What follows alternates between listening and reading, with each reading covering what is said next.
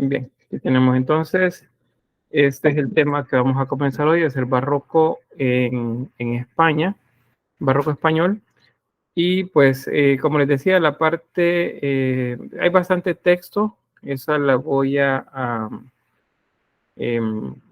mostrar nada más, ustedes la van a tener para que la revisen, pero pues a fin de avanzar con lo de las imágenes no vamos a detenernos mucho en ella, solo si darles contexto, ahí sí siempre nos vamos a detener porque el contexto es una parte importante de lo que se evalúa luego en las pruebas. Así es que primero pues recordarles que eh, son cuatro tipos de barroco diferentes los que hemos visto. Es el barroco en Italia, el barroco en Francia, el barroco en Flandes y este que sería el barroco español. En Italia era la iglesia, eh, los estados pontificios, el papado, pues quienes determinaban lo que se hacía como temática. El arte está básicamente al servicio de la iglesia y de la aristocracia. En ese lugar hay bastante inclinación hacia los temas clásicos, como la mitología, por ejemplo. En Francia, el barroco está al servicio de la monarquía, acuérdense, esta, eh, ¿cómo se llama? Esta dinastía de Luises que hay en Francia, pues estuvo al servicio de ellos, de la monarquía y la aristocracia. En Flandes estuvo al servicio, o más bien, a quienes más se les producía arte era a los burgueses, a la aristocracia, a los monarcas también, y a la iglesia poco, porque pues en esas regiones mayormente dominaba el protestantismo, entonces no hay muchas imágenes referentes a temas religiosos, pero sí más de algunas se produjo.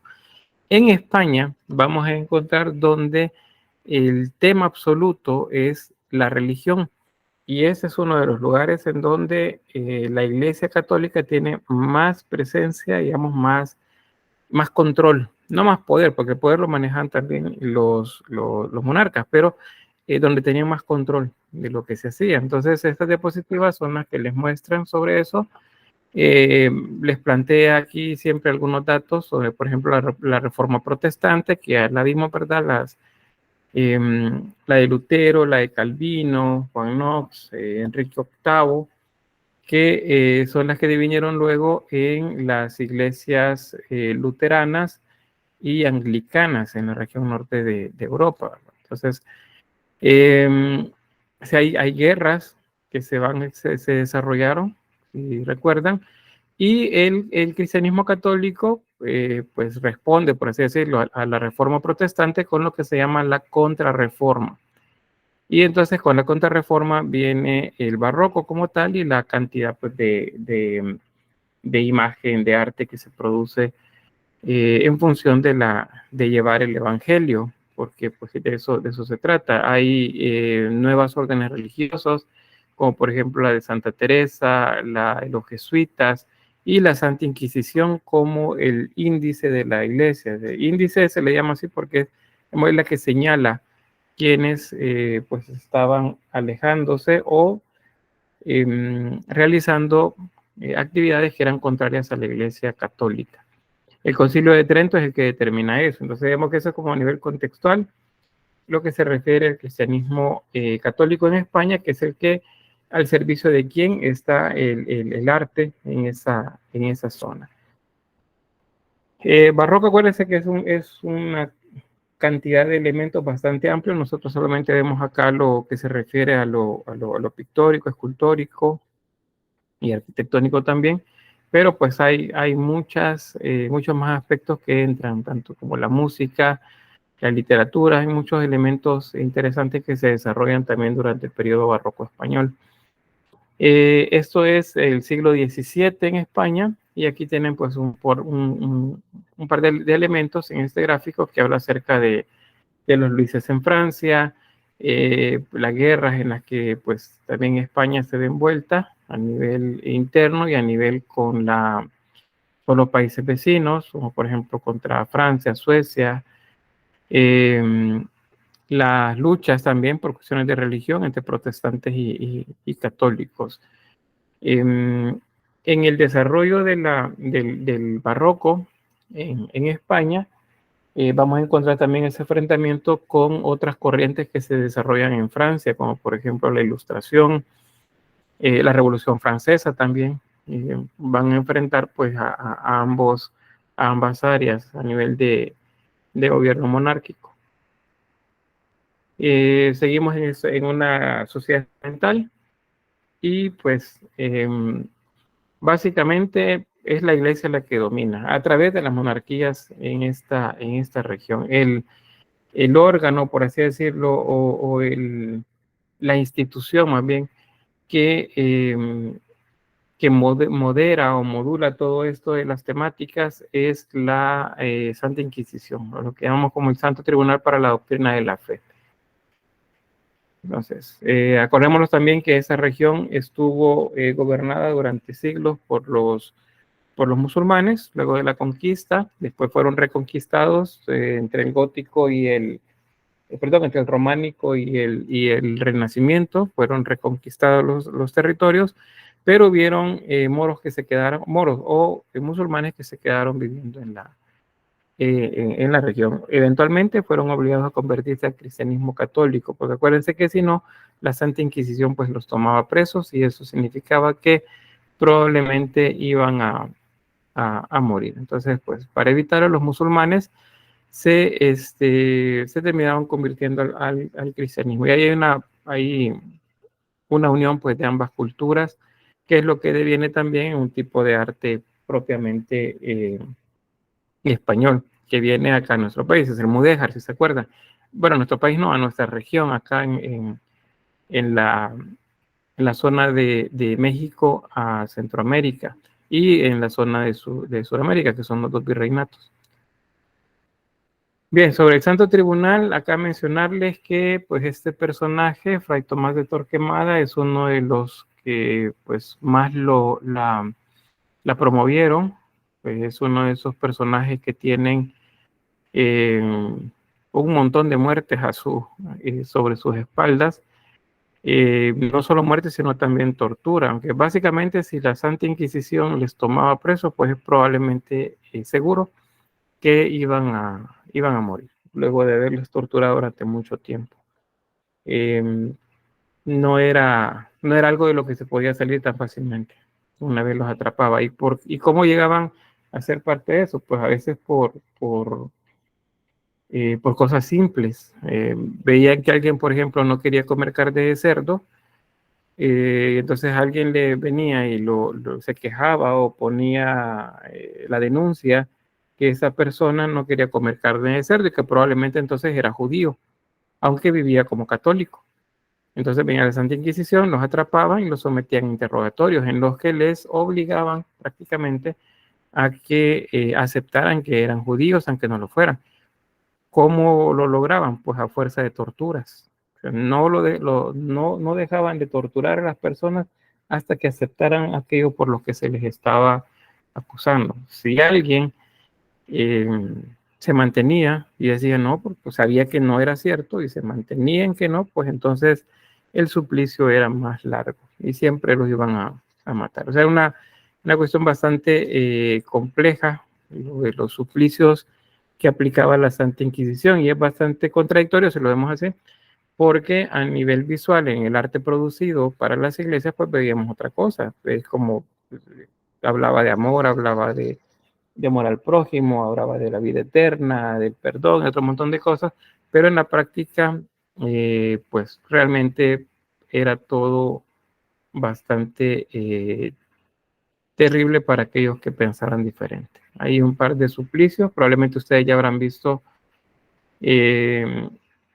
más de alguna película en la que aparecen algunos de esos castigos que aplicaban en la Santa Inquisición.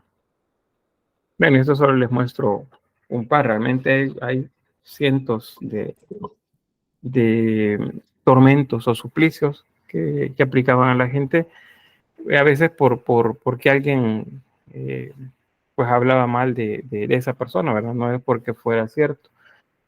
También en la época en las cacerías de brujas, no solamente en la zona de España, digamos, bajo responsabilidad del cristianismo católico, sino también bajo responsabilidad del cristianismo protestante.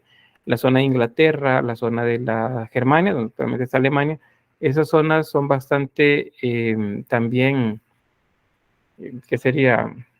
Como aquejadas pues por persecuciones, especialmente de mujeres. Muchas mujeres lo que tenían eran conocimientos ancestrales, o sea, sabían utilizar plantas, sabían utilizar elementos pues del entorno para poder sanar, como si fuera medicina, pero por eso se les acusaba de brujería. Entonces, tanto el cristianismo católico como el protestante pues fueron eh, responsables de muchas muertes en esta época. Pero bien, esa entonces es parte del contexto. Sobre la arquitectura, les mencionaba pues que la parte texto se las voy a dejar a ustedes. Vamos a ir a, a la parte de las imágenes. Solamente mencionarles que en España no tenemos un solo tipo de barroco, sino que depende de la región y también depende del momento. Hay un barroco con el que se inicia, luego hay un barroco pleno y luego hay un barroco aplicado en las regiones de la Nueva España, que será acá en América. También tienen una época de rococó, solo que se llama diferente, pero básicamente los elementos son lo mismo. Principalmente vamos a encontrar barroco en la arquitectura a nivel de decoraciones en los exteriores e interiores de los edificios, ya sea que sean civiles o que sean religiosos. A nivel de estructura van a mantener una configuración bastante similar a la clásica. O sea, no son edificios que se siguen haciendo desde la época del Renacimiento, pero las decoraciones o, por ejemplo, los pórticos, las fachadas, como ven por acá, van a llenarse de bastante decoración. Aparecen columnas diferentes también, como los estípites y otros más. Estos, por ejemplo, que ven acá. Pilastras estípites. ¿Okay? El símbolo de las conchas. Y la utilización siempre de curvas y de mascarones. Acá en España hay bastantes mascarones. Acuérdense que eso viene desde la época del gótico renacentista, que es la época del llamado gótico isabelino, el arte isabelino más bien, y tiene que ver con el gótico, con el renacimiento también. Entonces, pues por ahí. ¿Preguntas? ¿No? Todo claro, Lee.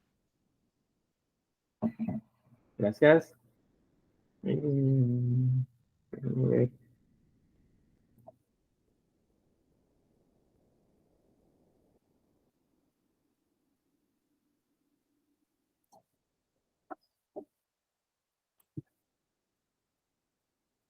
Ya.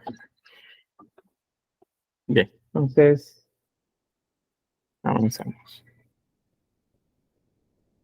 El primer estilo barroco, entonces, este se denomina, bueno, les muestro ahí la diapositiva, pero les hablo sobre esto. El primero se denomina herreriano, así como aparece acá entre comillas, es el herreriano.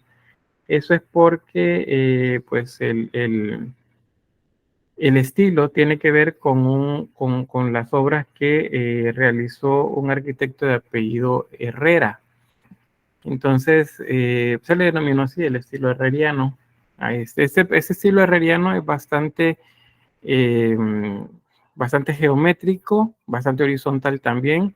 No tiene muchas decoraciones en los exteriores y sí tiene remates en los laterales o en las aristas del edificio. Pero una característica del estilo herreriano, que es el primer estilo barroco en España, es la ausencia de decoración. Esa es la primera.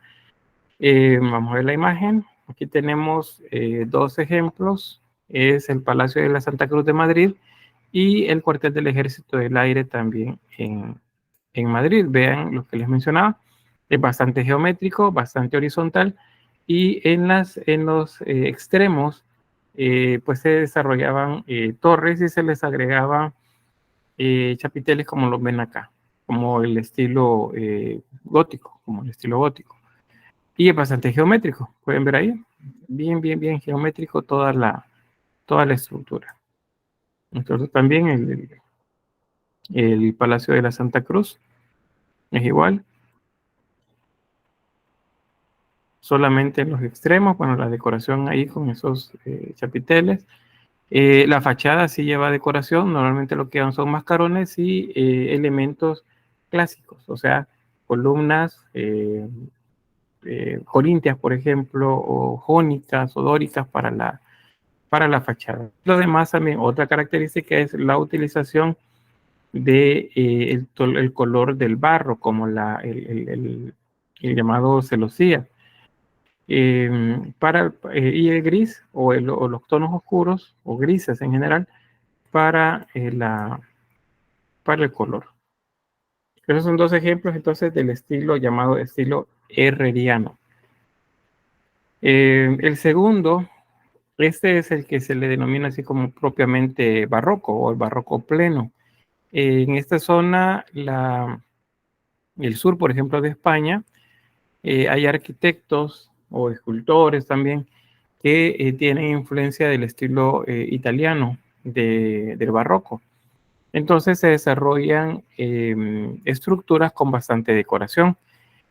La Catedral de Granada es uno de esos ejemplos. Básicamente es ornamentación y la eliminación de los elementos herrerianos. Acuérdense, elementos herrerianos de Juan Herrera es la geometría y las fachadas carentes de decoración.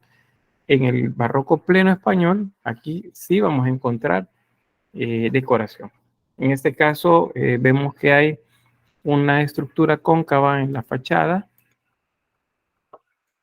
como si fuese en la basílica romana, si recuerdan. Pero decía, tiene como más influencia del barroco italiano. Están los mascarones.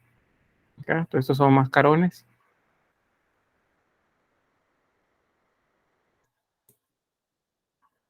Y la utilización pues de la línea curva. En los interiores sí hay más decoración, pero siempre se percibe como con esa influencia de Italia, el corte bastante clásico, bastante geométrico clásico para la estructura pues de esta fachada. Esta es la Catedral de Granada.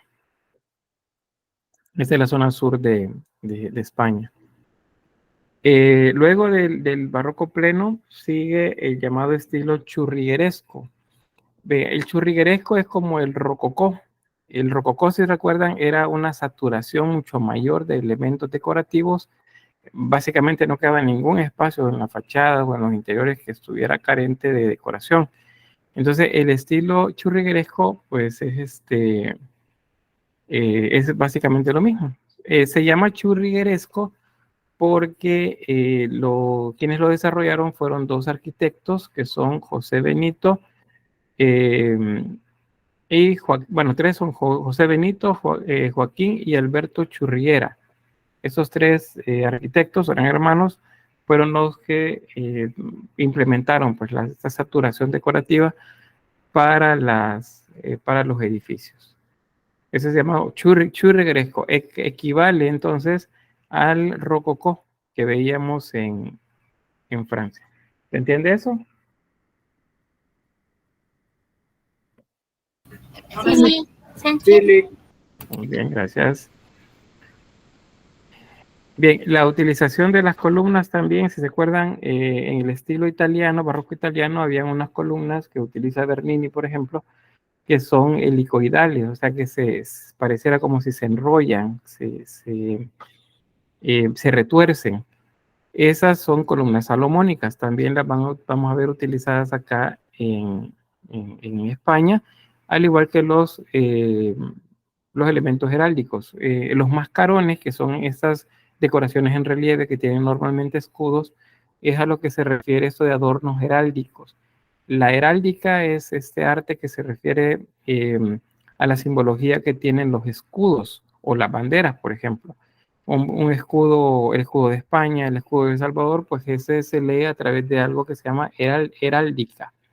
Entonces, los escudos heráldicos se refiere a eso, que tienen elementos decorativos, pues no solamente por ponerlos ahí, sino que tienen un sentido de estar en ese lugar. Luego, el lujo y la riqueza. Ese es otro de los elementos interesantes con el churrigueresco. También la utilización de pan de oro. El pan de oro es una lámina muy delgada de oro que se aplica sobre las superficies. Eso volvía todavía mucho más caros estos elementos. Bien, esta imagen se las mostraba al inicio. Ahora ya se las muestro con estilo, pues con el estilo que corresponde. Es el portal del Museo de Historia de Madrid y pues es de estilo barroco churrigueresco. Pueden ver los mascarones, que son emblemas.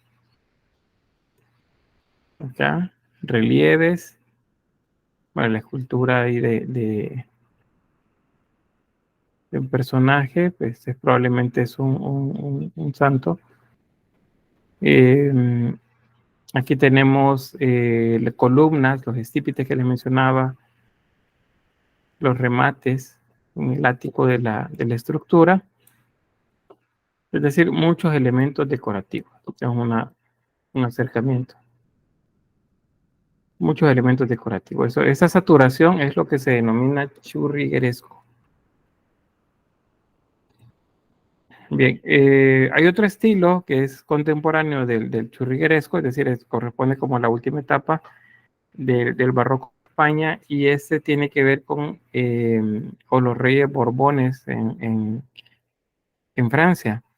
Pues esos eran familia desde los reyes de España de ese momento, y pues este se aleja de la idea del churrigueresco, no gusta para los arquitectos de ese estilo ese exceso de elementos decorativos que saturaban las fachadas o los portales o los interiores de los edificios, y entonces se vuelven algo un tanto más como clásico.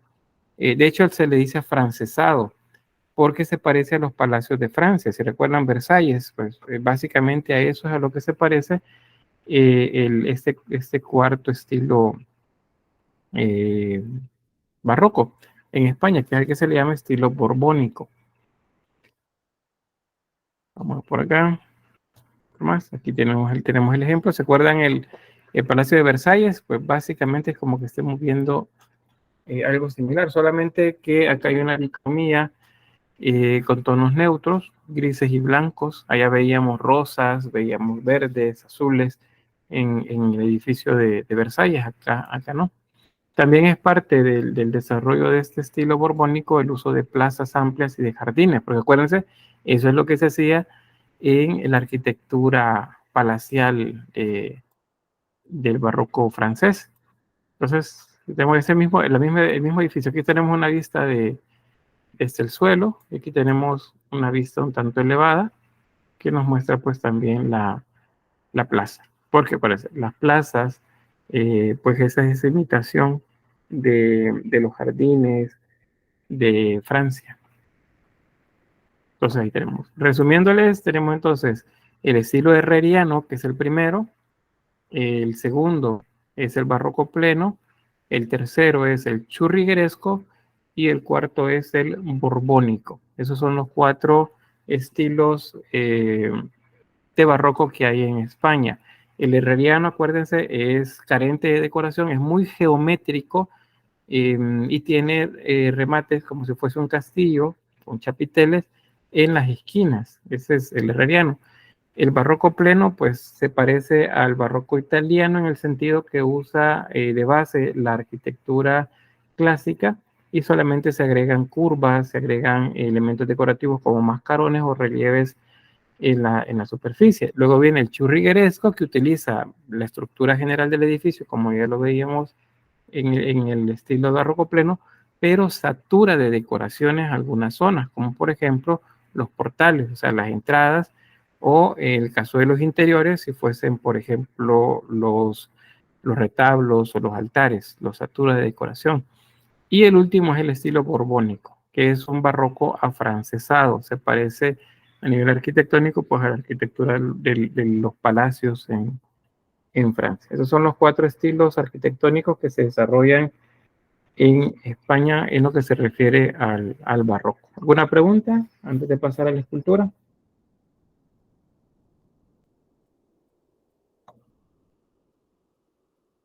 Por el momento no. Muy bien. Entonces, sobre la escultura, pues vemos que un 90-95% de la producción escultórica del barroco español es escultura religiosa. Eso significa que hay muy poco dedicado, por ejemplo, a los retratos o a la, ¿cómo se llama esto? A la mitología.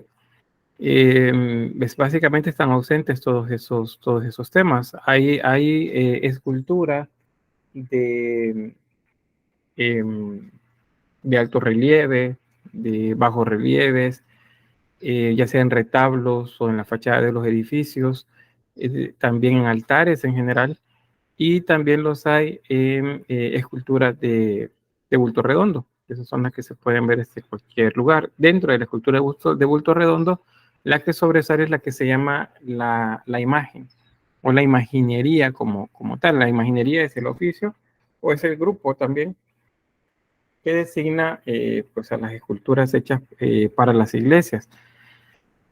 Y el producto así de manera individual se llaman imágenes. Aquí tenemos un poco de cómo es que está, de dónde viene como el estilo del barroco general. A nivel de escultura, pues las características principales es el realismo, las figuras tienen movimiento y fuerza, hay una expresión de sentimientos muy intensos. Eso lo hacen en la escultura religiosa porque buscan la empatía de parte de los observadores, o sea, de la parte de la gente que va para las iglesias. Tal vez a nosotros no nos pase mucho cuando visitamos una iglesia, ya sea que sean ustedes católicos o no, pero entran a una iglesia y ven las esculturas que están ahí. Probablemente dependiendo de su religión, pues, de su versión del cristianismo, le puede causar reacciones diferentes. Pero para esta época, siglo XVII, siglo XVIII, esas imágenes servían para que la gente empatizara con ellos y se sintiera como muy cerca, pues, digamos, de la divinidad. Sí, dígame, Rubí. Sí, buenas tardes, licenciado. Aquí me está escribiendo Ángel, aquí por WhatsApp, que dice que él comenzó a responderle en la opción B. ¿Qué puede hacer? Dice. Que se pase a la C, dígale, porque yo les mandé un correo.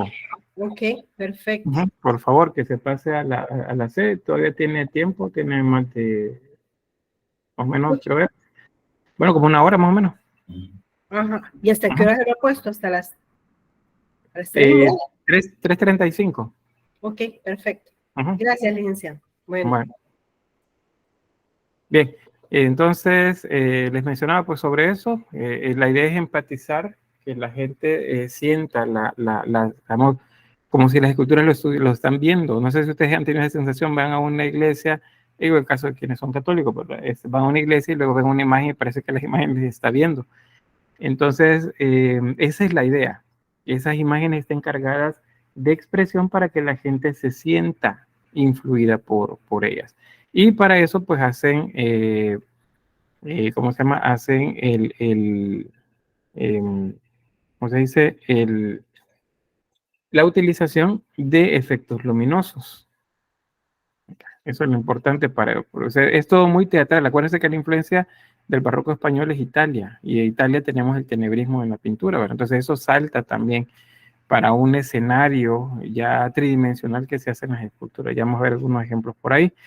Las escuelas que son, pues, principalmente son la de Bernini. Acuérdense, el realismo exagerado, ese virtuosismo técnico que muestra Bernini.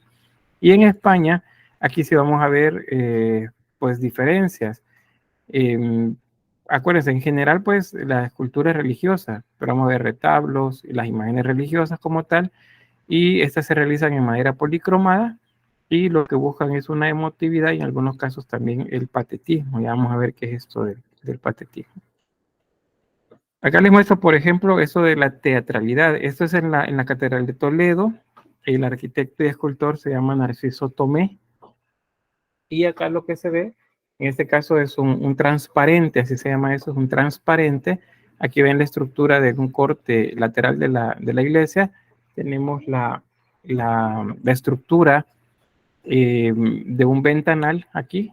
La luz entra, ilumina esta semicúpula, que sería esto que estamos viendo acá adentro, ilumina la semicúpula y luego atraviesa, como digamos, esta como ranura o este acceso que divide el interior de la iglesia de esta cúpula externa, eso que ven aquí. Es como una zona de transición. Y luego esa luz ilumina un altar, un retablo que está ubicado acá, digamos, atrás del transparente, porque esta es la parte del transparente, un ventanal. La luz entra, atraviesa esto e ilumina luego el retablo que se tiene acá. Entonces, vamos a ver la imagen. Vamos a acercarnos por acá. Vean, aquí está el ventanal. Están viendo que muevo el cursor. Aquí está el ventanal. El ventanal ilumina la pintura, porque eso es pintura, pero la pintura poco a poco va adquiriendo volumen. O sea, pasamos de un relieve muy bajo a un relieve muy alto hasta convertirse a un alto relieve, que es lo que tenemos en este como anillo de abertura acá. Y eso luego, que es esta parte de acá, vean. Aquí venimos de pintura, la pintura poco a poco se va transformando en volumen, va agregándose volumen, las imágenes van cada vez más en alto relieve hasta que llegan al punto, son un alto relieve completo, y de aquí la luz digamos, se dirige hacia este retablo que vemos acá. Lo voy a mostrar primero este acá. Esto es lo que ilumina, o sea, la luz que entra por ahí baña este retablo. Y tenemos una imagen de María, y tenemos una representación acá de una rosa como radiante, como si fuese rayos que salen de las rosas son símbolos marianos. Entonces, este retablo es de temática mariana. Muy bien. Toda la cantidad de detalle, esa saturación de elementos, pues lo que nos dice que una obra es barroca. En esta hay tanto ángeles, bueno, de hecho todos tienen alas para esta época. Acuérdense que todos los que tienen alas en el contexto religioso se llaman ángeles. Pero también en el barroco, pues acá nos encontramos que si hay niños con alas, pues en este caso se les denomina en términos generales como querubines o serafines, de manera indistinta. O sea, podemos decir tanto, miren, son querubines como son serafines, porque no hay una división clara entre qué es uno y cuál es la característica del otro. En la pintura quizás es un poco más claro porque las alas tienen colores que son naranjas o son azules. Los naranjas son querubines y los azules son serafines, pero eso es en pintura. En escultura no tanto. En este caso, como ven, las alas son doradas, un símbolo pues del valor que tienen esos ángeles. Y aquí pues la totalidad del retrato. Entonces, esto es la utilización, así como en términos de teatralidad, de la luz para reforzar un retablo, en este caso pues un altar básicamente. Bueno, esos datos sobre lo mismo que les estaba mencionando, pues les decía que la parte con diapositivas con mucho texto las voy a ir saltando.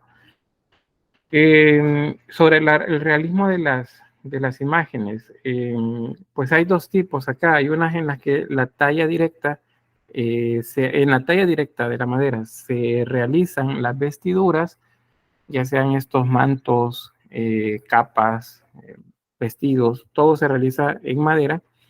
O está la otra posibilidad, que la escultura se realice para ser vestida, o sea, que se le coloque en vestido como si fuese una persona real.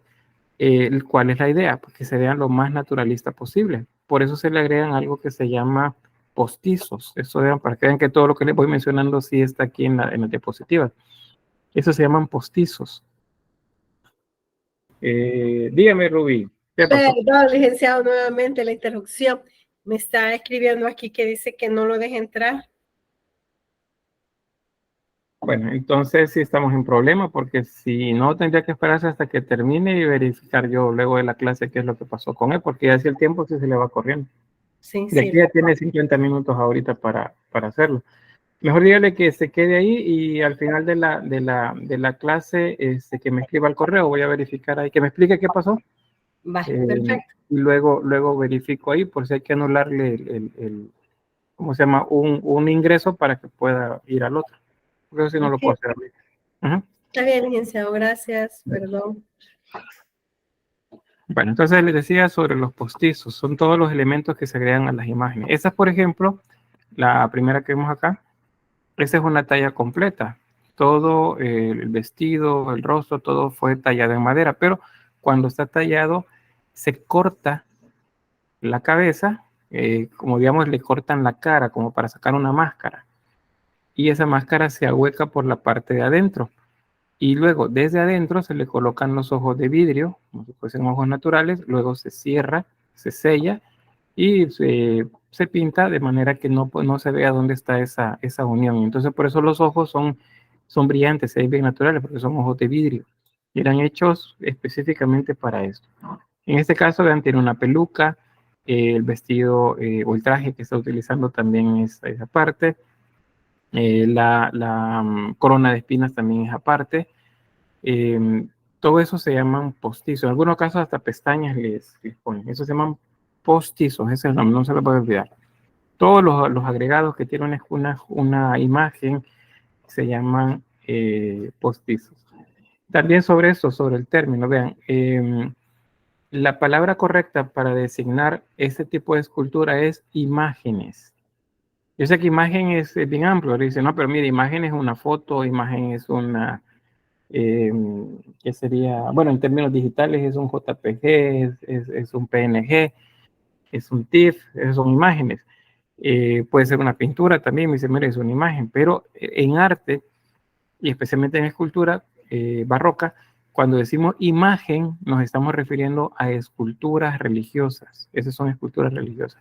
Y aquí algo que y siempre se los digo así muy en serio, pero en broma, o al revés, muy en broma, pero en serio, para quienes no son católicos, estas imágenes no son como normalmente se explica en la religión protestante, cristiana protestante, que son espíritus inmundos, que son demonios, que son no sé qué, que son palos, que son no sé qué, no, son esculturas religiosas y se llaman imágenes.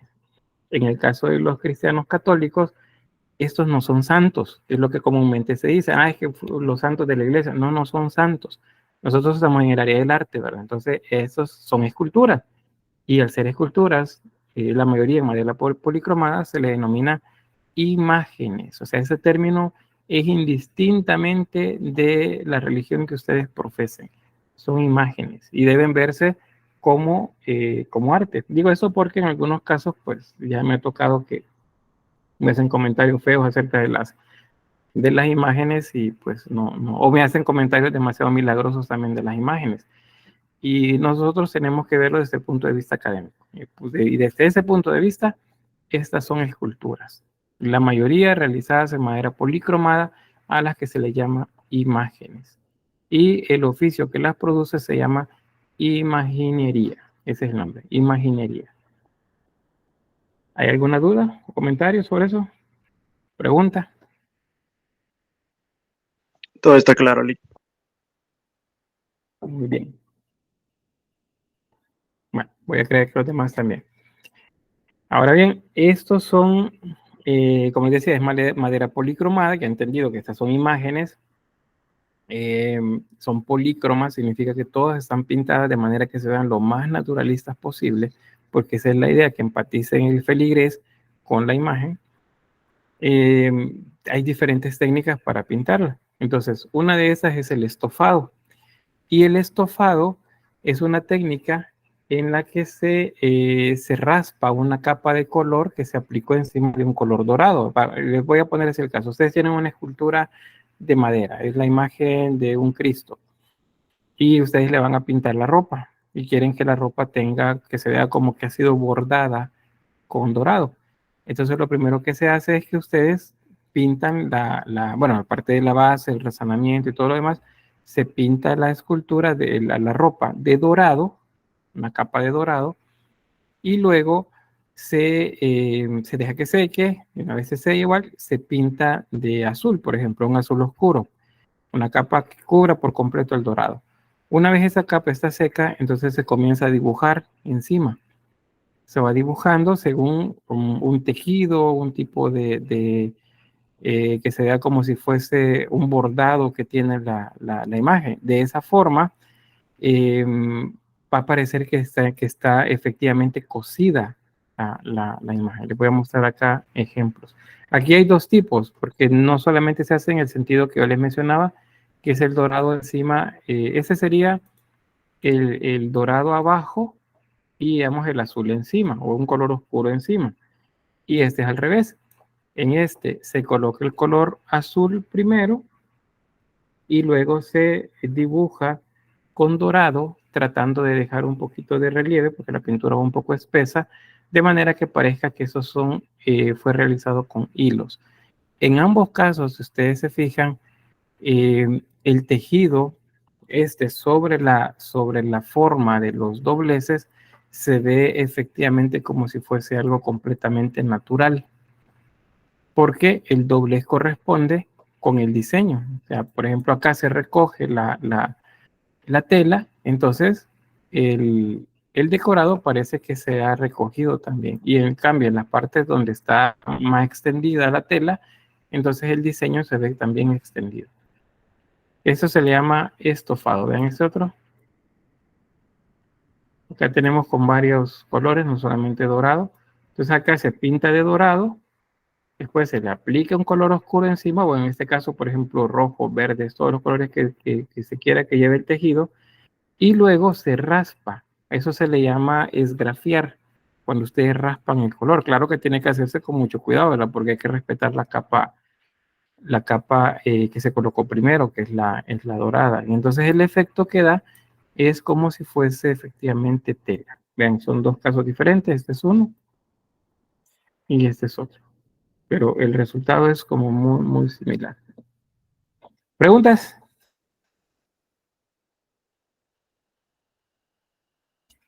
Avanzamos entonces. Bien, esta es otra técnica. Eso se llama encarnado. Y el encarnado consiste en darle el color de carne a la piel, tanto del rostro como de los brazos comúnmente, o de las piernas, o en caso que sea una escultura que está mayormente desnuda, como por ejemplo un Cristo crucificado, una imagen de San Sebastián, o cualquier otro de los santos que según pues su agiología haya muerto durante el martirio, pues estuvo semidesnudo o desnudo. Entonces, en esos casos es el cuerpo completo, pero si no, solamente rostros, manos, pies, es lo que se hace. Entonces, ¿qué viene acá? La idea es imitar el color de la piel humana. Entonces, acá es igual, se resana la piel, perdón, la madera, se aplican capas de cola, en este caso, luego de limpiarla y de emparejar la madera, unas capas de cola. La cola sería pegamento, en este caso, digamos, como el resistor que nosotros conocemos. Pero que la cola se hace con cartílago de animales. A veces es un pegamento, pues, al poner a cocer el cartílago. Entonces, cerrado algunos huesos cuando uno está comiendo alguna sopa o algo. Perdón por el ejemplo, pero cuando ustedes están comiendo y en las articulaciones donde hay cartílago, ustedes tocan y a veces se siente pegajoso. Eso es porque pues estaba comenzando, de hecho, se descompone y se convierte en una sustancia pegajosa. Entonces eso lo aprovechaban en esta época y creaban ese tipo de pegamento, el que se llama cola. Entonces con eso se resanaba, se daba una capa de protección y luego se pintaba. Entonces ya ahí con el color de piel, para que se cubría la pieza. En unos casos, como dice acá, se colocaba una capa de yeso, como si fuese una pintura encima de la superficie de la imagen. Aquí tenemos un ejemplo. Tenemos progresiva este es algo más contemporáneo, pero ven acá Todas las imperfecciones de la madera, luego de haber sido tallada, se resanan con un tipo de resina y yeso, eso que vemos de color más claro. Todo eso se resana, se limpia, se lija y luego se le aplica la capa de cola o actualmente pues un sellador para madera. Luego se pinta, la pintura en algunos casos es óleo, de hecho la que se utiliza, de manera que se vea lo más naturalista posible. En este caso los ojos son pintados, vean que los ojos están ahí. Si fuesen ojos de vidrio, entonces a esta escultura acá habría que hacerle un corte para sacar la cara, ahuecar, luego poner el ojo y luego cerrar de nuevo. Pero en este caso no. Ahora, sí, la escultura sí tiene postizos. Y el postizo acá es la lágrima. Estas lágrimas son de cristal. Son lágrimas de cristal estas que ven acá. Y se pinta, ¿cómo se llama esto? Con barniz para que simule efectivamente que la imagen está llorando. O sea, que se vea lo más naturalista posible. ¿Qué se consigue con esto? Que la gente empatice con ella. Tal vez a nosotros, por la exposición que tenemos a las imágenes, pues ya no nos resulta tan claro pues esa relación, esa interacción que tendríamos con la imagen, pero las personas muy religiosas sí, dentro del cristianismo católico, pues sí, especialmente nuestros mayores, ¿verdad? Esas abuelitas o abuelitos pues tienen un tipo de, que sería de relación pues con la imagen diferente a la nuestra. Pero pues, imagínense en esta época, pues, de 300 años, pues cómo era la reacción de las personas al ver estas imágenes. Bien, ¿alguna pregunta sobre esto? ¿No? Si no hay algo que se me escapó explicarles acá, pero que pues yo creo que no sé si alguien se fijó ya. Yo creo que no. Vean, esa escultura, en la parte de abajo, si se fijan, pues está separada, vean que está cortada acá. Solamente es la parte del cuello y el rostro, pero en la segunda imagen, acá, vean que está ya montada sobre otro trozo de madera. Y ese trozo de madera tiene la misma forma. O sea, de manera que encaje ahí. Es decir, ya se cortó esto y ahora se está buscando que encaje acá. Esto, pues normalmente se sella. Si encaja exactamente, se sella, se une, se clava o se engarza con tacos de madera siempre. Y pues de esa manera luego se arma la escultura. Vean, aquí tiene ropa real. Esa es ropa real, porque era solamente el pelo lo que está tallado. Pero esto, manto, el vestido es real. Significa que esta es una escultura para ser vestida. Esas esculturas para ser vestidas se llaman esculturas de bastidor o imágenes de bastidor. Eso apúntenlo porque si no se les va a escapar. Bueno, de hecho se lo voy a colocar aquí en el chat.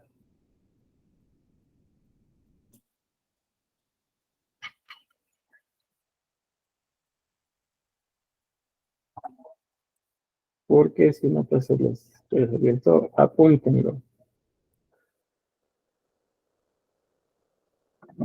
Imágenes de bastidor. Ese es el nombre que tiene. Y como son las imágenes de bastidor, pues son diferentes a estas que observamos acá.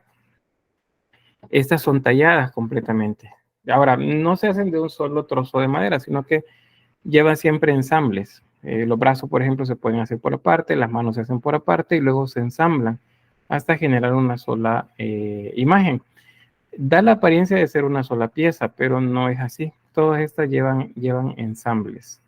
Muy pocos los hacían de un solo trozo de madera. Entonces, ven por ahí. Ahí tienen también algunos pues, de los datos interesantes sobre los temas pues, que se utilizan. Tenemos imágenes de Cristo, por ejemplo. Ven, este Cristo es el que está atado a la columna. Normalmente se llama Cristo de la columna o Cristo del pilar a esta. Tenemos una Inmaculada. Acuérdense que Inmaculada es una advocación mariana, es decir, es un título dado a María y que significa que ella no tiene mácula, o sea, no tiene mancha de pecado original. Eso, a pesar que es algo de lo que se había hablado durante siglos en el cristianismo católico, como afirmándolo, no va a convertirse en una ley dentro de la religión católica, sino hasta siglo XVIII más o menos, cuando se convierte en un dogma. Y de ahí ya es ley dentro del cristianismo católico, pues esa afirmación. Entonces vamos a encontrar por eso bastantes imágenes de las Inmaculadas en este momento. Luego tenemos, por ejemplo, un santo, probablemente San Antonio. Esa es María Magdalena, y esta es una imagen del Cristo yacente, es decir, el Cristo que está ya muerto. Esas son las imágenes de bastidor que les mencionaba hace un momento. Estaba acá. Estas se llaman imágenes de bastidor. Estas son las que se van a vestir. Probablemente ustedes han visto imágenes de Cristo, de vírgenes con esos trajes pomposos encima que parecen como de reyes o reinas, o los ángeles con esos grandes vestidos con costuras de oro y todo eso. Abajo de todo ese vestido pomposo lo que hay es esto. Vean que son como maniquíes que se pueden mover. Estos son como los más digamos, sencillos dentro de lo que cabe. Eso, si se fijan, solamente tiene pintado la zona del cuello, el rostro. Este no tiene ni siquiera, por ejemplo, un cabello bien determinado, porque esto se le colocan pelucas. Este también del otro extremo se le pone una peluca. Las pelucas, los ojos, las lágrimas, pestañas, ¿cómo les dije que se llamaba eso? Hay que se acuerdan. Postizo. Correcto, son los llamados postizos. Hay otro dato que uno bueno, lo entiende, pero a veces lo manejan como cuestiones bien extraordinarias y hablan hasta a veces hasta de milagros. Cuando, por ejemplo, durante un oficio religioso, una de estas imágenes se mueve un brazo, mueve la cabeza. A veces veo en la tele que dicen que un milagro porque la imagen de un Cristo movió la cabeza, abrió los ojos, cerró los ojos otra vez, movió la cabeza hacia arriba, luego la movió hacia abajo. Esas esculturas tienen articulaciones, están hechas para moverse. Ahora, a veces por el mismo movimiento que tienen o el ambiente, acuérdense que la madera en invierno con mucha humedad se dilata, es decir, se hincha, y con periodos secos se contrae, o sea, se hace más delgada. Entonces, eso es una propiedad de la madera, dilatarse, contraerse. Por dilatación o contracción, las coyunturas, las articulaciones se pueden aflojar, y eso hace que las imágenes se muevan. Entonces luego aparece ahí, no, que el Cristo movió la mano, no, que movió la cabeza, que cerró los ojos y luego los abrió. Es que tienen articulaciones, están hechas para moverse, y por acción del ambiente o del movimiento, pues estas pueden moverse. Entonces, normalmente eso no lo ven la feligresía, porque pues le tienen como mucho aprecio a las imágenes y normalmente las ven completas, pero pues por eso es que hay personas en particular que son las encargadas de la vestimenta de estas esculturas, porque no lo puede hacer cualquiera, porque, pues, no sé, pareciera como que pierden valor para la gente si ven que tienen esta apariencia real.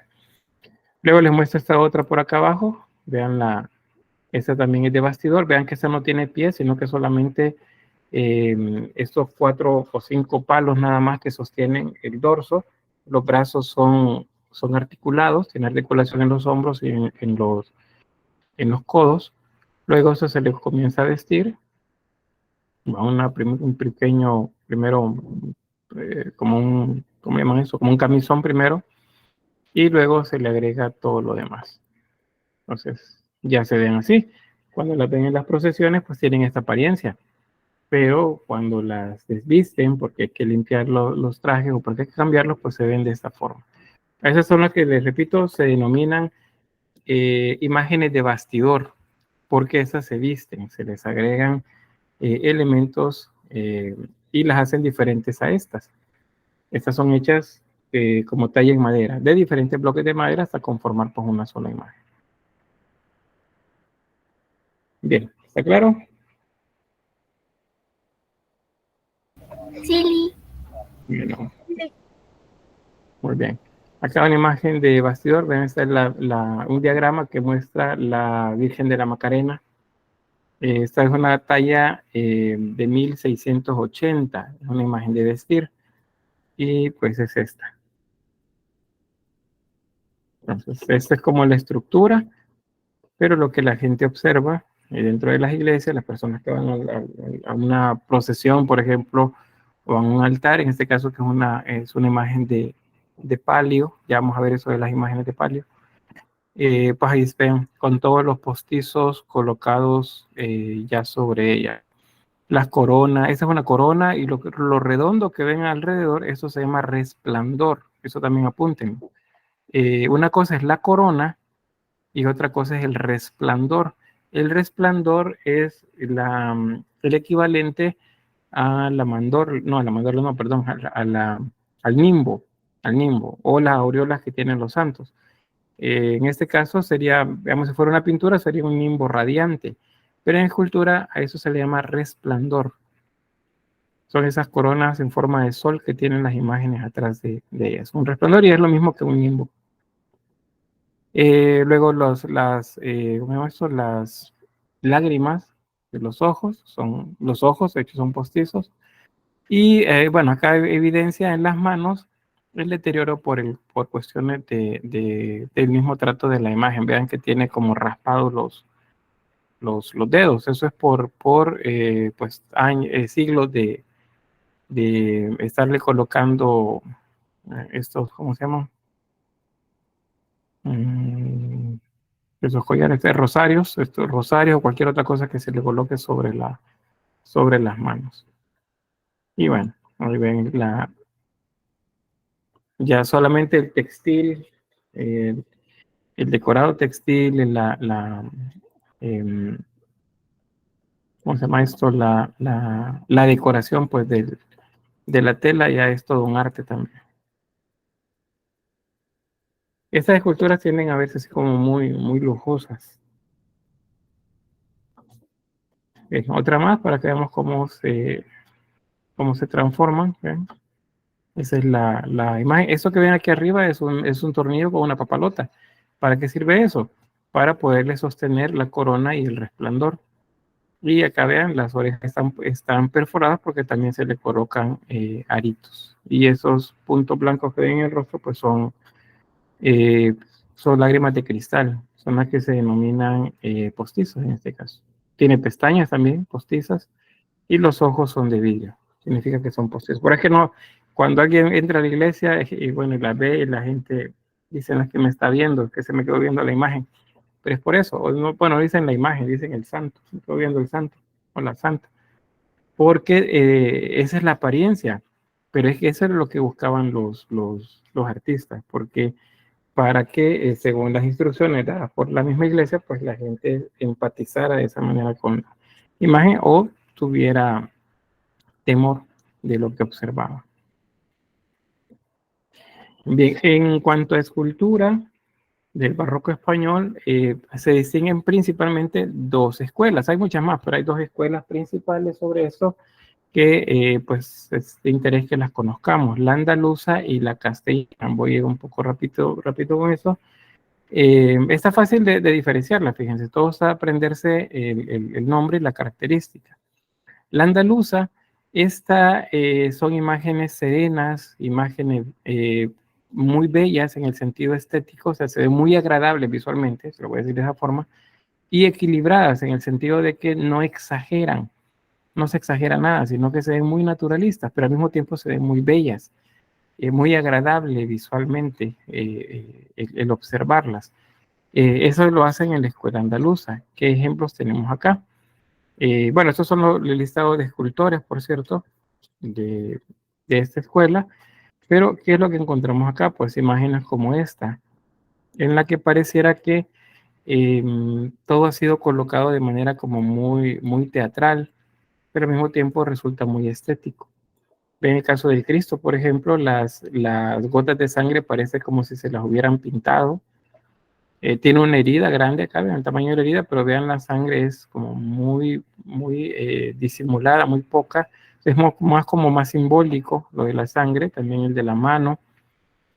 Los raspones en las rodillas son gotas como muy bien colocadas, unas 3 gotitas y nada más. Luego el dolor que muestran las personas alrededor. Creo que este es José de Arimatea, Juan el Evangelista, María y otros más que aparecen por ahí. Entonces es un modelado como más suave, mucho más simbólico. Noten en la mano acá, por ejemplo, el símbolo que está haciendo. El dedo índice y el meñique estirados, separados del resto, son el símbolo universal del amor. Acá. Lo mismo está haciendo esta otra mano, el mismo símbolo. Lo mismo también están haciendo las otras manos que ven ahí, miren. Esta otra acá.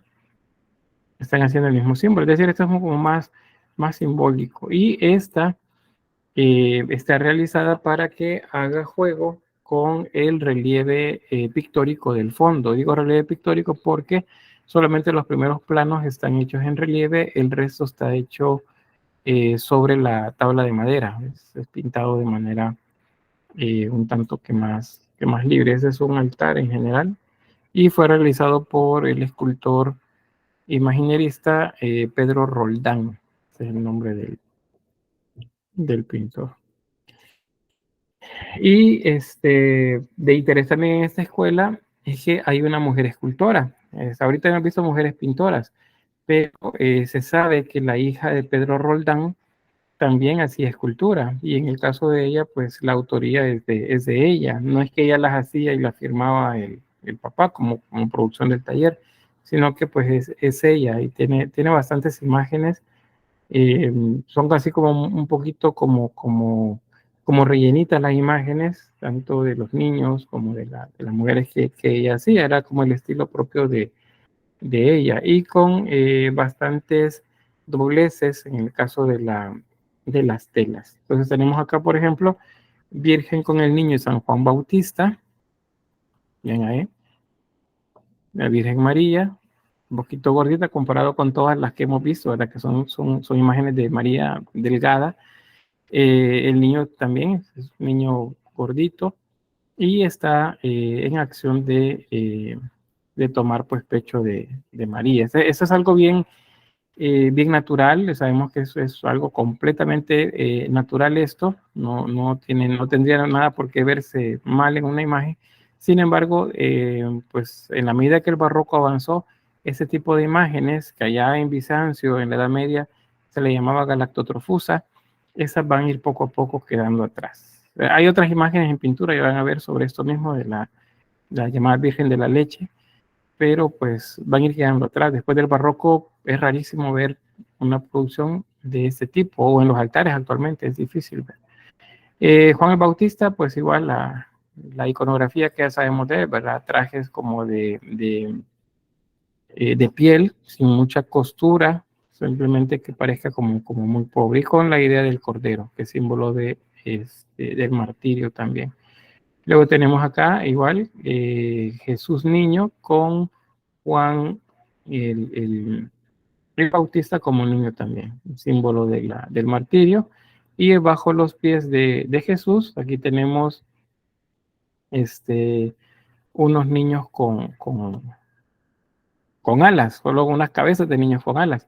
Estos, les repito, dependiendo del color, podríamos decir si son querubines o serafines, pero en general, no, o sea, la línea que divide un querubín o un serafín en el barroco es muy delgada, no hay como una división clara. En este caso, atendiendo la iconografía que ya les mencionaba, diríamos que estos son querubines, perdón, serafines. ¿Por qué? Porque las alas son naranja y los querubines son asociados al fuego, y ese es el color que vemos acá, naranja y amarillo. Y vemos otro pequeño acá, que no alcanzamos a ver las alas, pero ese sí es un niño completo. Y vean, es como que él está caminando sobre ellos, ¿verdad? Como si fueran tronos. Y acá tenemos una representación de un dragón. Y el otro lado, un orbe, que es símbolo del mundo. Esto es bastante como premonitorio, diríamos así, de pues la vida de Cristo. lo que está de manera simbólica en la parte inferior. Otro dato también, vean, porque aparece aquí, dice Niño Jesús con San Juanito. San Juanito es uno de los nombres que se le dice a Juan, el Bautista, cuando se representa como un niño. Esa es una advocación popular en varias regiones de España y en Sudamérica también. Tenemos eso, los San Juanitos. En México aparece poco. Igual acá, y si en México es poco, aquí en Centroamérica, pues es mucho menos lo que veríamos de eso. Bueno, esta es de la misma escuela. Las Inmaculadas, los santos, vean que son como muy serenas las imágenes, no describen mucha acción, como muy posadas las imágenes. Igual acá esta de la Inmaculada. Acuérdense que en la vocación de las Inmaculadas son, hay una cantidad, hay una producción bastante grande en este momento. Son las llamadas Inmaculadas. Y en este caso aquí sí ya se le ha colocado una media luna abajo de los pies. Acá, una media luna abajo de los pies. Tenemos un rostro, otra vez que sería un querubín o serafín, o pues por la posición. Según lo más, en iconología, lo más tradicional, este debería ser un trono, porque está abajo, está sosteniendo. Pero como les digo, pues en el barroco es bien delgada la línea que divide uno a otro. Así que podemos llamarlos serafines o querubines de manera libre. Bueno, las Inmaculadas, una característica de las Inmaculadas de la escuela andaluza es que se ven como que son jovencitas, como niñas. En este caso se ven mucho más niñas que en este caso, ¿verdad? Pero no dejan de ser jóvenes. ¿Por qué? Porque es la idea de que si son la juventud o cercana a la niñez, pues es un símbolo de inocencia. Eso es lo que se marca acá, con la idea de la Inmaculada, o sea, sin mancha de pecado. ¿Preguntas? ¿O algún comentario? ¿Algo que hayan visto ustedes en alguna iglesia por ahí? Dígame. No recuerdo en qué iglesia católica tienen a Jesús en una cama, por así decirlo, pero la primera vez que lo vi me impactó porque era bastante detallista y llegaba gente y incluso vi una señora llorando y yo me quedé como, a mí me dio más miedo, pero creo que es con lo que dice usted que las están intentando, ¿cómo decirle? Que las personas sientan esa sensación, pues, empatizar es la cosa. Empatizar es lo que busca. Y bueno, en el caso de Cristo es un Cristo adulto, un Cristo como después de la crucifixión, un Cristo yacente. Sí, así parece la verdad. Ya voy a mostrarles una imagen de la otra escuela, que es esta, la castellana. La escuela castellana tiene por característica ser más realista. Si la andaluza es como más idealista, o sea, las imágenes se ven más suaves, sean más equilibradas, más bellas. En el caso de la escuela castellana, las imágenes pues tienen una marcada incidencia de la evocación hacia el dolor. Entonces se ven más sufridas las imágenes. En caso, por ejemplo, si las Inmaculadas, la mayoría se producen en la escuela andaluza, en la escuela castellana vamos a ver las dolorosas. Los cristos que veíamos en la andaluza se veían, como les decía, como más simbólico de lo de la sangre que baja por la frente, la que sale de las manos, la que sale del costado. En la escuela castellana esa sangre abunda y sale así como tal cual saldría en caso que alguien tenga una herida en la cabeza o le partan el costado. Es más fuerte la expresividad que tiene la escuela castellana. Ahí les dejo un listado también de escultores de esta escuela. Y en cuanto a las imágenes, tenemos por ejemplo es una talla de Gregorio Fernández. Vean el caso de la sangre, cómo brota acá. No es solamente así una gotita, sino que de verdad se ve que pues, ha corrido mucha sangre por ahí. Mismo a la cabeza, los cuerpos se ven de hecho mucho más realistas. Vean el abdomen completamente, pues no como hundido, carente de vida por completa la imagen. Este es otro Cristo.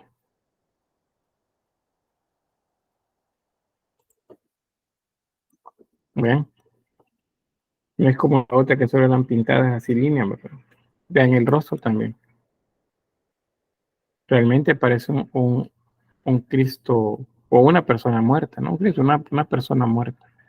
Y que fue, digamos, asesinada, así como con lujo de barbarie, ¿verdad? Entonces, esa es una de las características más notorias de la escuela castellana y que la hacen diferente a la escuela andaluza. Por eso les decía, no es tan difícil diferenciar una de la otra. Todo es aprendernos cuál es cuál.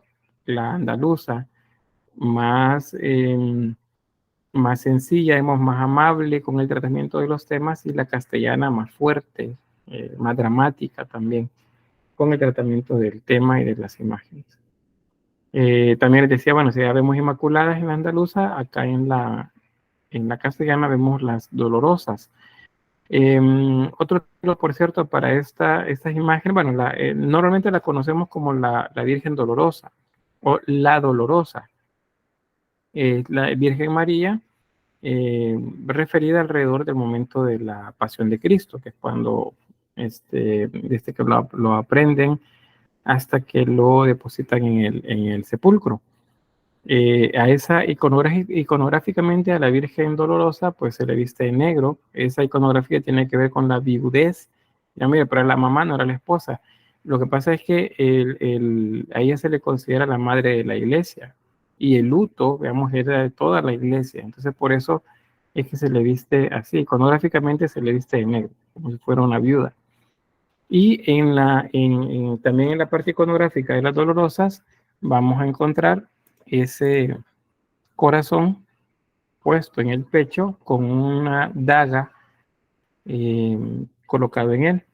Esta es la que le dice la profecía del sabio Simeón, que es el que cuando ella presenta al niño en el templo, él lo recibe al niño, lo ve y que dice, bueno, que ya conoció al Mesías y que ahora puede morir en paz, y pues le augura mucho al niño, pero a María le dice, y una daga atravesará tu corazón, le dice a ella, haciendo referencia al dolor de una madre perder su hijo. Entonces, iconográficamente eso se toma y es lo que simboliza esa daga acá. Mire, pero fíjese que he visto algunas en las que sí aparece el corazón, pero aparecen 7 dagas o 7 cuchillos atravesando el corazón. Eso también es válido. Dentro de la iconografía hay, de las Dolorosas, hay también un símbolo que es el que se llama las 7 angustias, o los 7 dolores de la Virgen María. Esos van desde el que les mencionaba, que es el primero, el de la profecía del sabio Simeón, el niño cuando se pierde en la huida a Egipto, por ejemplo. Ese es el segundo. ¿Cuál es el tercero? El niño cuando se pierde y es encontrado a los 3 días en el templo. Y luego los demás que tienen que ver con cuando ¿cómo se llama? Lo latigan. Esa sería la cuarta. La quinta es cuando está crucificado, cuando ella está parada a la par de la cruz. Hay unas imágenes donde aparece, que ya les he mostrado, y Cristo en medio, a la derecha María y a la izquierda Juan. A esa posición de la Virgen ahí también se le llama como la quinta angustia, perdón. Luego está la sexta angustia, que es cuando bajan el cuerpo de Cristo y se lo dan a ella para que lo sostenga. A eso se le llama también la piedad o sexta angustia. Y la séptima angustia es cuando es depositado en el sepulcro. Esas serían las 7 angustias, y eso simbolizan las 7 dagas o 7 cuchillos con los que a veces vemos que está atravesado el corazón de las imágenes dolorosas. Entonces, vean que es ¿cómo se llama? Es todo un montón de iconografía y de iconología alrededor, pues, de estas imágenes. Eso lo van a ver ustedes un poco más a detalle cuando lleven Historia 4. Muy bien, esta es la misma. Noten que acá solamente tiene el manto, pero acá tiene el manto. De hecho, ahí tiene el manto otro sobre la cabeza, y tiene un resplandor atrás de la cabeza. Eso también es un postizo. Bien, ahí les va a quedar como manera de resumen sobre las imágenes. La escuela castellana, la escuela andaluza. Vean las imágenes de los Cristos, son bien diferentes. Como son, esta es una pintura de hecho, pero ayuda a remarcar bastante, pues, la diferencia en el desarrollo de las imágenes. ¿Preguntas o algún comentario?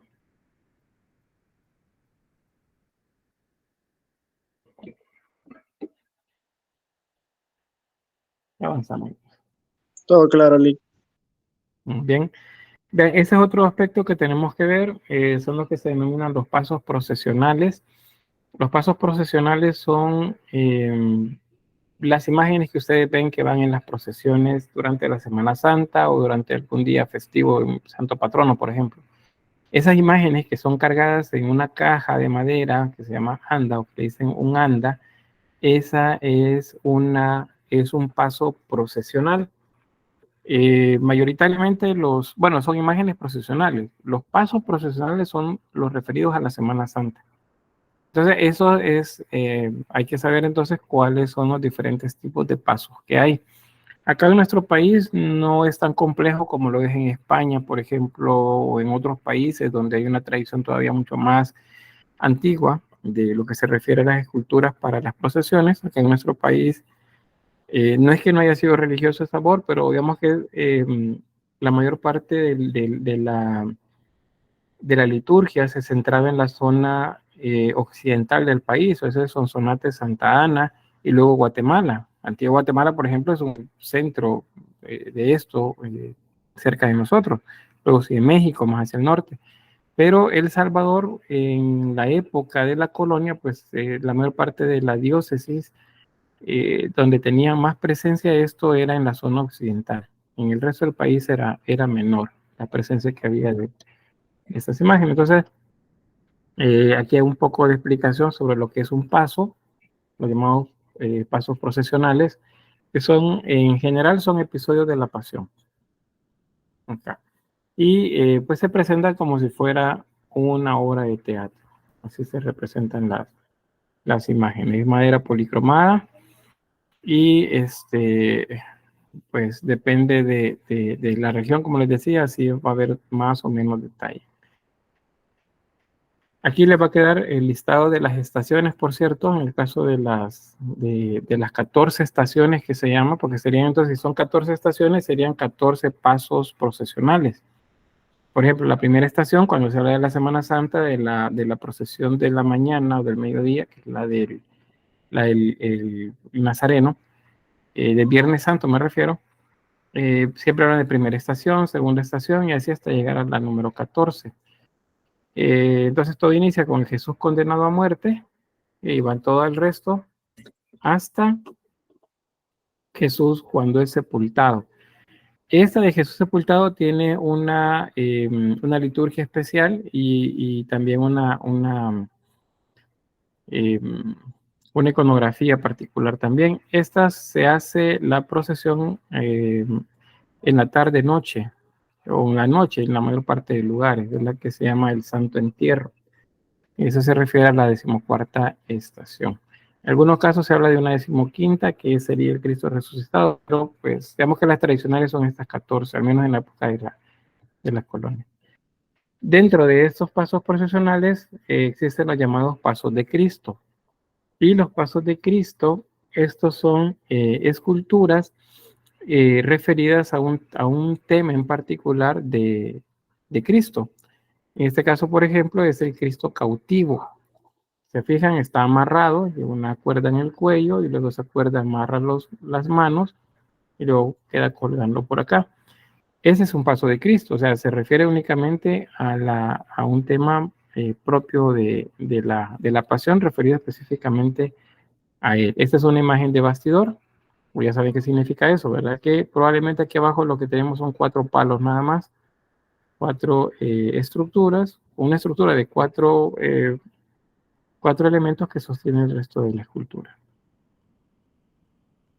Luego está el llamado paso misterio, y este se refiere también a un episodio de la Pasión de Cristo, pero acá es una composición escultórica de más de un elemento. O sea, no solamente es la imagen de Cristo, sino que es un conjunto que puede ser tan complejo como la cantidad de detalles pues, que pudiese llevarse.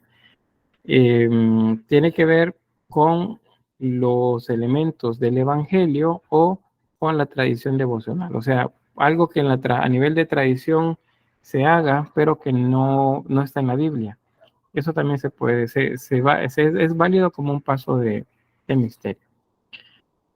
Este, por ejemplo, es un paso de misterio. Se llama la caída. Es una de las caídas en las que Cristo, pues, va al suelo con todo y la cruz mientras camina hacia el Calvario, y pueden ver ahí los elementos. Esta es la imagen que les mostraba hace un rato cuando les decía acerca de los postizos.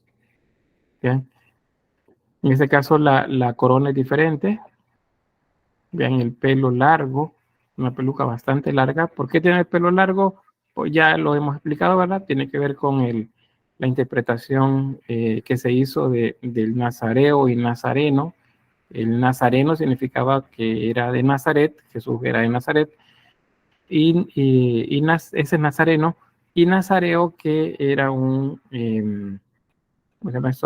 penitente, pero sabemos pues que por las características del penitente Jesús no fue un nazareo, pero la confusión del término pues hizo que pues el pelo se le agregara de esa forma. Por eso es que de hecho, esta escultura, que es la que se lleva al mediodía en procesión, el nombre es el nazareno.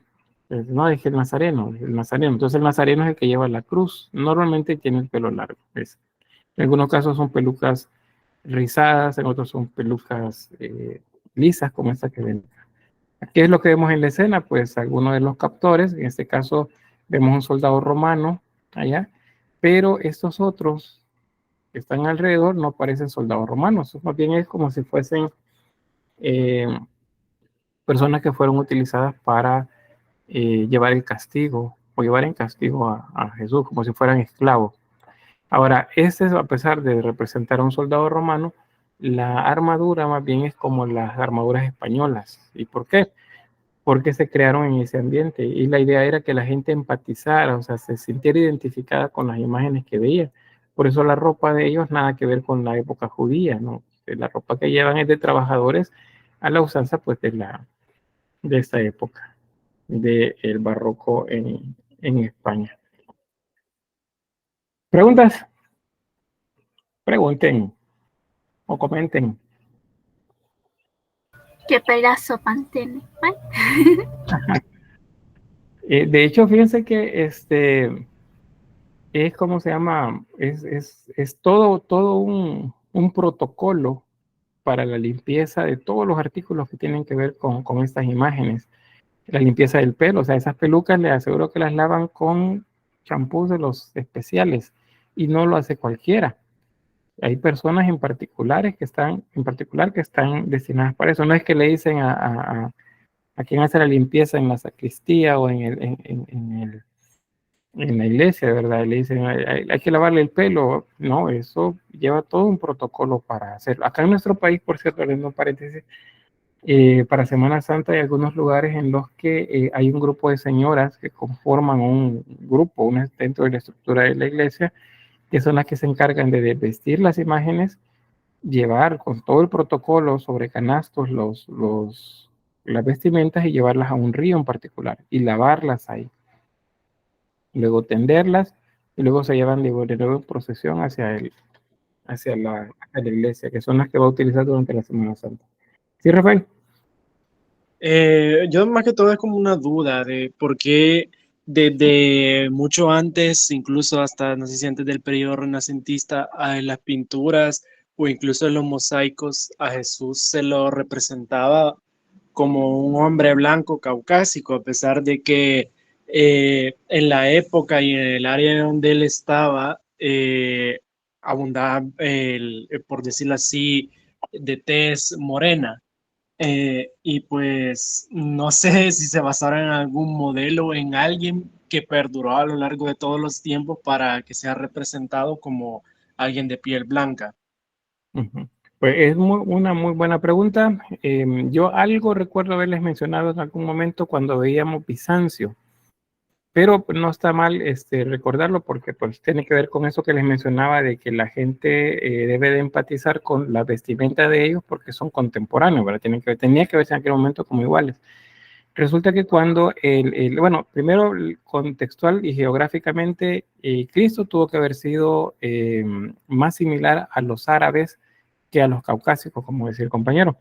Tendría que verse como un árabe. Igual María tendría que verse como una mujer árabe, no como la pintan o la esculpen actualmente. Eso es lo primero. ¿De dónde vino el cambio? Cuando Roma toma el control de todo, el modelo visual es el romano. O sea, son los, digamos, la gente de Italia de aquella época, son los romanos como tal, los griegos, los perfiles griegos. Acuérdense que Bizancio está en una región griega y pues esos romanos eran los que tenían el control, entonces ellos comenzaron a pintarlo, a esculpirlo de esa forma. Probablemente los ojos eran cafés, pero se los pintaron azules, se los pintaron verdes, y así lo siguieron haciendo. Y vino otra época, vino el Renacimiento, y como estamos hablando de Italia, de Francia, de España, entonces pues lo pintaban según según cómo eran ellos, porque de esa manera era más fácil que la gente, digamos, los entendiera como algo propio, como algo más natural pues para ellos. Luego viene el barroco y sucede lo mismo. Italia, bueno, acá en España, parecen más españoles. Toda la forma del rostro, la disposición de la barba, el color del pelo, esto es básicamente como si fueran españoles. Luego viene América igual.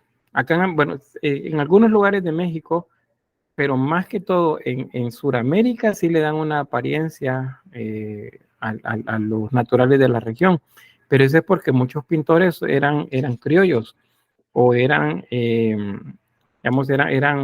o tenían sus antepasados más que España de acá de América. Entonces empatizaban más con su gente y por eso hay algunos rostros de Cristo que son un poco más redondos, por ejemplo. Pero no es en general. El modelo que luego se siguió no es ni siquiera este barroco que tenemos acá, sino que es el neoclásico y el romanticista. Cuando veamos mañana, creo que mañana veríamos romanticismo, si nos alcanza el tiempo, o por lo menos neoclásico. Esos modelos son los últimos, digamos, que se hicieron para las imágenes y luego esas fueron las que se reprodujeron para el resto del país. Actualmente, si ustedes son, por ejemplo, profesan la fe cristiana, ¿cómo se llama esto? Testigos de Jehová, el Cristo es anglosajón, o sea, es gringo. Si es por esta otra, ¿cómo se llama? La Iglesia de Jesucristo de los Santos de los Últimos Días, el Cristo es anglosajón, o sea, gringo, el rostro es gringo. ¿Por qué? Porque es lo que se identifica con ellos, con el origen de la denominación religiosa. Para el resto, en el caso del catolicismo, es España el referente. Entonces los Cristos, las imágenes de María son referencia a la gente de España. No creo que eso vaya a cambiar, aunque por más que aparezcan estudios en los que dicen, miren, la apariencia de Cristo era esta, la apariencia de María era esta, a partir de cómo era la gente en la época, hace 2000 años, en la región de Judea, pues no va a cambiar. De hecho, bueno, ustedes sabrán, en caso de quienes ven una imagen de una virgen de tono que no es blanco y dicen, pero ¿por qué la pintaron tan oscura? No, la piel tiene que ser blanca. O sea, vamos con ese malinchismo también, ¿verdad? Que las imágenes tienen que verse como anglosajonas para parecer auténticas. Pero eso es nada más. ¿Sí, Rafael? Sí, con lo que dijo de la Virgen, yo me acuerdo que yo antes iba a la parroquia de Carmen, que se encuentra por la calle del Rosal Sur, en San Salvador. Entonces ellos mandaron a hacer una escultura de la Virgen María y para la Virgen del Carmen, pero le hicieron más morena. Entonces hubo ese mismo problema de que por qué la habían hecho morena cuando ella era blanca, la representación. Y entonces solo me recordé con lo que nos dijo. Exacto, es el malinchismo. Esa es ¿por qué le hicieron morena? Si no es la Virgen de Guadalupe. Dicen, o sea, como si la Virgen de Guadalupe fuera la única morena. Ustedes ya vieron, pues, en Europa, en la época románica, había muchas vírgenes morenas. A lo mejor, pues, tiene que ver con las personas que las hacían, porque era lo que veían, era lo que, como se identificaban. Pero, pues, esa es la razón. De hecho, les repito, a pesar que nuestro referente sea España, en la época barroca, en el caso del cristianismo católico, me refiero, las imágenes que más veamos va a ser más bien ahí por el romanticismo, las últimas imágenes que son las que se reproducen en estampas, en pinturas, por ahí de esa época es que vienen. Y luego los escultores contemporáneos nuestros van a hacer una imagen de Cristo, entonces van a tomar una de esas imágenes de referencia y van a generar un rostro europeo, no un rostro árabe, como debería de ser. Bien, ¿otra pregunta? ¿Comentario? ¿Sí, Andrea? Lick, solo en el barroco español se ponían esos destellos que mencionó que tenían aparte de la corona. Sobre la cabeza, aparte de las coronas, se llama resplandor. Sí, eso solo en el barroco español se ocupaba. No, con el tiempo también comenzaron a usarse o sea, en la escultura religiosa en Italia, en Francia, en Europa, aquí en América también. Con el tiempo pasó a ser ya de uso común. Actualmente la mayor parte de imágenes la tienen. Es un símbolo en lugar del nimbo, se les coloca el resplandor. Bien, ¿alguien más? Y no avanzamos. Bueno, aquí hay una imagen más de cerca, vean, el rostro. ¿Esta dirían que es castellana o que es andaluza?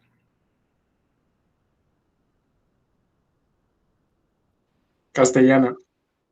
Muy bien, castellana. ¿Por qué? Porque se nota más realista y hay un poco más de sangre. Vean, hasta los ojos se le ven con ojeras, como si de verdad estuviese como que sufriendo. Entonces, mientras más realista, mientras más fuerte, digamos, el tratamiento de la imagen, eso nos da más la idea de que es castellana. La andaluza no se ve así, se ve un modelado más suave y más contenida la imagen. Vean los ojos, por cierto, son claros. Probablemente los ojos reales de Cristo eran cafés o eran un poco más oscuros, pero no, aquí los hacen casi que grises, a la usanza, no a la usanza, más bien, como el tronco étnico, pues, europeo. Otra imagen del mismo. Otro ángulo sería de ese. Okay. 3 ángulos diferentes de la misma imagen.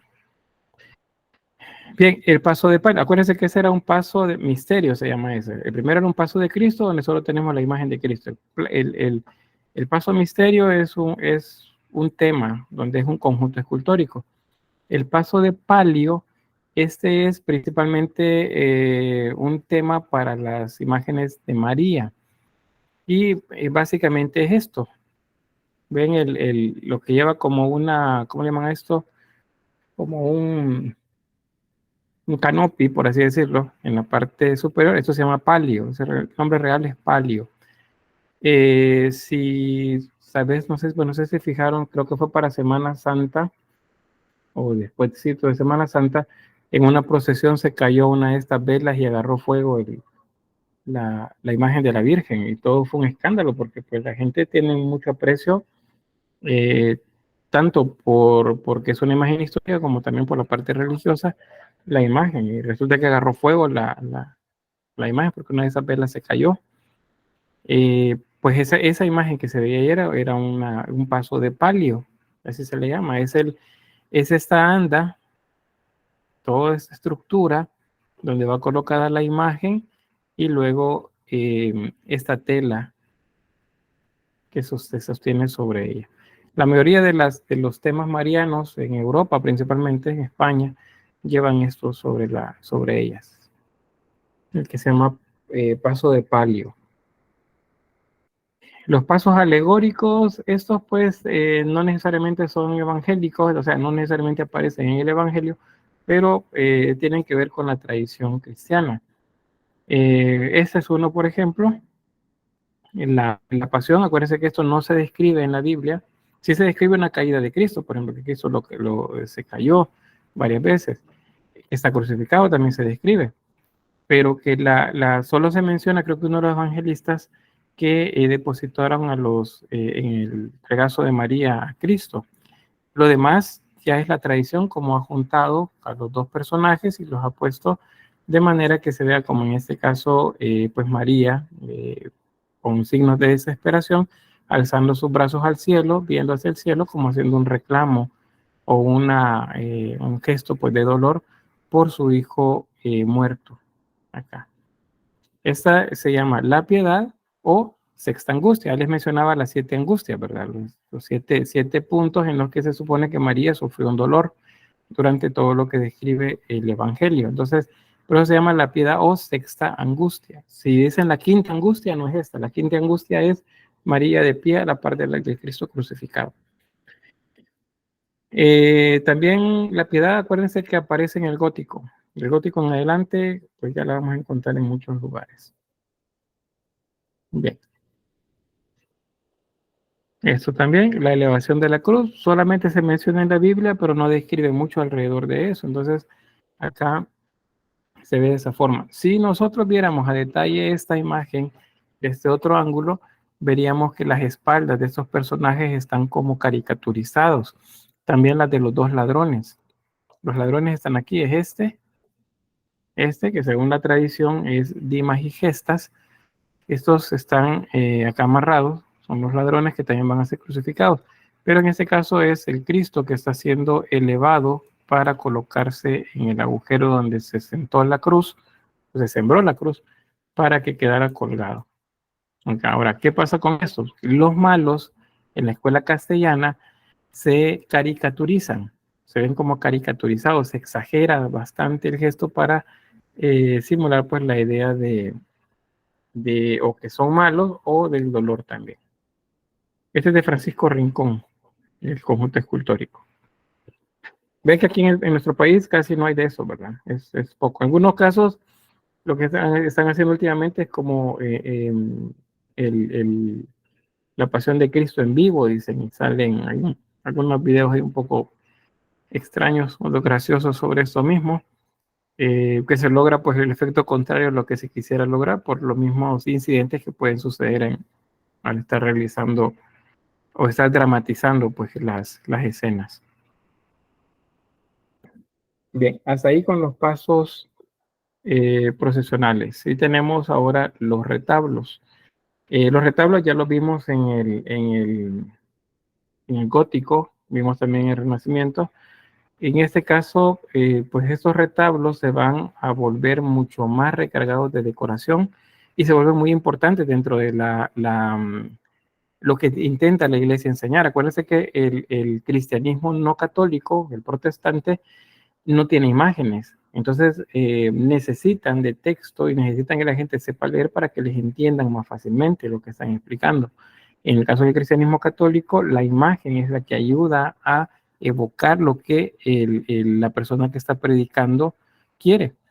Entonces, los retablos se vuelven entonces muy importantes porque estos presentan un escenario en el que se puede relatar una historia, como si fuese una historieta que tiene unas líneas unos cuadros que pueden irse siguiendo uno tras otro hasta generar la historia completa. Entonces, eso es la idea con los retablos. Acuérdense que esto de los retablos ya lo vimos en el gótico. Veíamos la estructura. Aquí lo van a tener para que lo recuerden. Acuérdense del ático, la parte superior. Cuando hablamos de cada piso, nos referimos a un cuerpo, dos cuerpos, o sea, primer piso, segundo piso, o primer cuerpo, segundo cuerpo, siempre en sentido ascendente, de abajo hacia arriba. ¿Por qué? Porque lo menos importante está abajo y lo más importante está arriba. También en el centro están las imágenes más importantes, hacia los laterales las menos importantes. Y aún en los laterales, a la derecha, aquello más importante que lo que se ve a la izquierda. Por ejemplo, si aquí vemos a Cristo crucificado en medio, a la derecha vamos a ver, digo, a la derecha del retablo, no a nuestra derecha. A la derecha del retablo veríamos a Jesús, perdón, a María, la madre de Jesús, y al lado izquierdo veríamos a Juan el Evangelista, porque esa es la jerarquía según la posición. Si fuese de arriba hacia abajo, Juan iría abajo y María estaría arriba. Si vemos María de Magdalo en el mismo retablo, probablemente María de Magdalo esté abajo y María, la madre de Cristo, esté arriba. ¿Por qué? Porque jerárquicamente María, la madre de Cristo, pues es mayor. Entonces, todo eso se ve en la lectura de los retablos. Ahí les van a quedar estos diagramas para que los estudien de nuevo. Acuérdense que hay unos ítems que son de arrastrar, son para que ustedes muevan texto y lo coloquen, entonces hay que aprenderse la estructura de las imágenes para que no les cueste saber nombrar cada una de las partes que le corresponden. Y lo demás, pues ya la aplicación. Eso es bien básico si ustedes quieren que no les cueste en la historia 4. O sea, lo aprenden aquí, en historia 4, pues no les va a costar.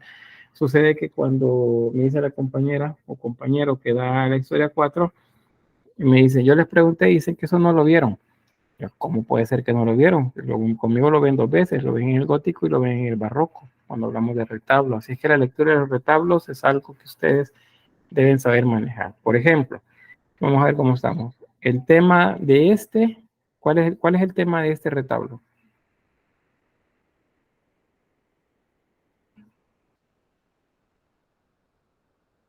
Era María, pero no me acuerdo del nombre en sí. Sí, María glorificada. Pero está bien. El tema general es María, eso es correcto. ¿Por qué? Porque aparece María representada en la mayor parte de los cuadros pictóricos. Entonces, ¿qué es lo que sigue? Ya ubicamos el tema es mariano. Aquí nos hace falta una imagen. Probablemente era una imagen de María acá en el centro. No la tenemos, pero en los cuadros sí vemos representaciones en las que María está presente. Vemos que en la parte superior tenemos a María siendo coronada como reina del cielo. Acá. Vemos acá la asunción de María, o sea, María siendo llevada al cielo, acá. Y en la parte inferior tenemos la ascensión. Acuérdense que son diferentes. Ascensión no es igual que asunción, son dos cosas diferentes. La ascensión es Cristo, Él subió por voluntad propia al cielo. La asunción es de María, ella fue llevada al cielo. Son dos cosas diferentes, aunque suenen más o menos igual. Luego tenemos acá Cristo predicando ¿cómo se llama? En el templo, pero digamos que es el tema general. Pero los protagonistas en estas escenas, al verlo a detalle, es es María y José. Son los que están entrando acá. Entran y ven que Jesús está hablando con los principales ahí. Luego al otro lado tenemos el Pentecostés y en medio de los apóstoles ahí tenemos a María. Al mismo tiempo tenemos María de Magdalo y María la hermana de Lázaro, seguramente esta que aparece por acá. Entonces decimos, bueno, entonces el tema es definitivamente mariano. Entonces el programa iconográfico, que así se llama, el programa iconográfico del retablo es María. Es un ciclo mariano. Luego, ¿cómo lo leemos? Sería 1 acá, 2 acá, no, perdón, 1, 2, 3, 4, 5. Ese es el orden de lectura del retablo. ¿Y por qué? Porque se toma el inicio de la escena más antigua. El de abajo, los que están en el banco, a veces solamente son como contextuales. En este caso, por ejemplo, tenemos a Cristo resucitado y aquí tenemos dos eclesiásticos, seguramente son papas o algunos santos que fueron obispos o papas. Y de este lado tenemos San José y María. Acá. Entonces, siempre van sobre la misma línea. Eso es lo único que tengo como mis dudas. ¿Quiénes son? Pues de esa forma se lee el programa iconográfico. Entonces es algo que van a aprender ustedes a hacer. Deben aprender aquí. Deben saber cómo se hace. Cuando dentro de un año estén llevando Historia 4, entonces pues eso les va a servir bastante. Ahí después cuando se reúnen conmigo, cuando están haciendo la investigación, los mandan conmigo para que veamos esto de los retablos y les pregunten, me dicen, no, eso no lo vimos, no, eso no me acuerdo. Pues debería, al menos si llevaron la historia conmigo, esto sí lo deben de manejar, porque pues también recuerdo que hay 2 grupos más este ciclo que no, son otros docentes quienes les están dando. Bien, voy a quedar por acá con un par de minutos para las 4. Esto lo vamos a terminar entonces el día de mañana. Todavía me hace falta terminar la parte de la escultura y la pintura. Pero ya para la pintura pues ya casi llegamos. Solo un diagrama más, que sería, bueno, creo que sería este. ¿Se acuerdan que lo vimos en la anterior? Cuando hablábamos acerca de la escuela andaluza, ¿se acuerdan? Aquí está el altar. Aquí tenemos el que les decía, es un fondo que es tanto relieve como pintura.